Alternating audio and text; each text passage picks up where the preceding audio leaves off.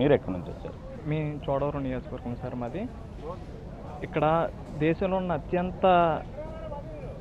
ఉన్న ప్రధానమైన ప్రాబ్లం ఏంటంటే నిరుద్యోగ సమస్య. మన 50% యూత్ కాబోతున్నాం 2029 వల్ల. అలాంటిది మన యువతకి ఎంత అవకాశాలు ఉంటే మన దేశం ఎంత ముందుకెళ్తుంది సార్. అలాంటి అవకాశం ఈరోజు కళ్యాణ్ గారు మాకు ఇచ్చారు సార్. యాజ్ ఏ ఆర్మీగా అక్కడ బోర్డర్స్లో వాళ్ళు ఎలాగైతే పనిచేస్తున్నారో ఇక్కడ కూడా ఆంధ్రాలోని మా జనసేన తరపు నుంచి జన సైనికులు అందరూ అలాగే పోరాటం చేస్తున్నారు. ఆవేదన ఉంది సార్, బాధ ఉంది. ఈరోజు ప్రతి జన సైనికుడికి బాధ ఉంది. ఇంకా మిగతా పార్టీలు బెదిరిస్తున్నారన్న ప్రతి జన సైనికుడికి నేను చెప్పాలనుకుంటున్నాను అంటే ధైర్యం అంటే భయం లేకపోవడం కాదు, భయం ఉన్న ముందడుగేయడమే ధైర్యం అంటే. ఇది ప్రతి జన సైనికుడు గుర్తుంచుకోవాలి. ఈ రోజు మనం కష్టపడితే రేపు మన 25 ఏళ్ళ భవిష్యత్తు బాగుంటుంది. ఈరోజు 10 సంవత్సరాలు ఉన్న అబ్బాయి రేపు పొద్దున్న ఉద్యోగాలు అభివృద్ధి చెందాలంటే ఖచ్చితంగా జనసేన రావాలి. 25 సంవత్సరాల భవిష్యత్తు ఇది. ఆలోచించుకోండి ఓటర్ మాస్ చేయలేరా, అందరూ ఒకసారి ఆలోచించుకోండి. ఇప్పుడు కానీ ఇలాంటి వ్యక్తిని కానీ మనం గెలిపించుకోలేకపోతే మనం ఇంకో 4-5 దశాబ్దాలు వెనక్కి వెళ్ళిపోయినట్టే. స్వతంత్రం వచ్చి ఇంతకాలమైనా సరే ఒక్కరైనా సరే బాండ్ పేపర్ మీద సంతకం పెట్టి నేను ఈ నియోజకవర్గానికి ఈ పనులు చేస్తున్నాను ఈ రోజు వరకు ఏ పార్టీ నుంచైనా ఏ నాయకుడిని చెప్పగలిగారా?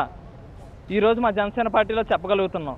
మా ఎంపీ అభ్యర్థి జేడీ లక్ష్మీనారాయణ గారు ఆయన డైరెక్ట్ మేనిఫెస్టో బాండ్ పేపర్ మీద రాసి ఇవ్వబోతున్నారు.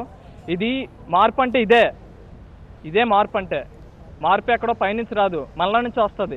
అందరూ అంటూ ఉంటారు జనం మారాలంటే జనం అంటే ఎవరు? మనమే. ముందు నువ్వు మారితే జనం మారుతారు. మేనిఫెస్టోలో నీకు నచ్చిన అంశాలు ఏంటి? మేనిఫెస్టోలో నాకు నచ్చింది సార్, మా ఆడపడుచుల కోసం, మహిళల కోసం ఆయన రేషన్ బదులు 3,500 నుంచి 2,500 నుంచి 3,500 దాకా ఇస్తానన్నారు.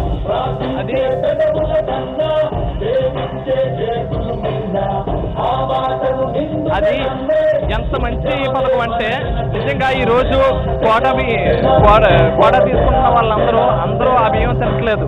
ఇదంతా ఎక్స్పోర్ట్ అయిపోతుంది బయట నుంచి. ఈరోజు దాన్ని అధిగమించడానికి మాత్రమే కళ్యాణ్ గారు ఆ పథకం పెట్టారు. జనసేన మేనిఫెస్టో గురించి జనసైనికులందరూ మేము తిప్పుకోకుండా చెప్పగలం. అదే మీ పార్టీ మేనిఫెస్టోని మిగతా రాజకీయ పార్టీలు మాత్రం చెప్పగలరా? చెప్పలేరు. అదే జనసైనికుడికి ఉన్నంత వాల్యూ.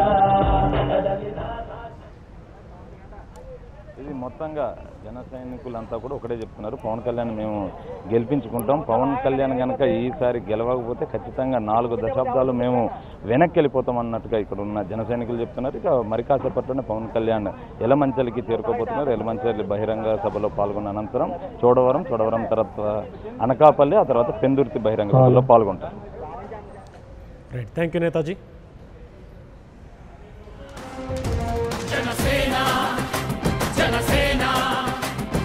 జనం కొరకు జనం చేత జనమే నిర్మించిన సేన.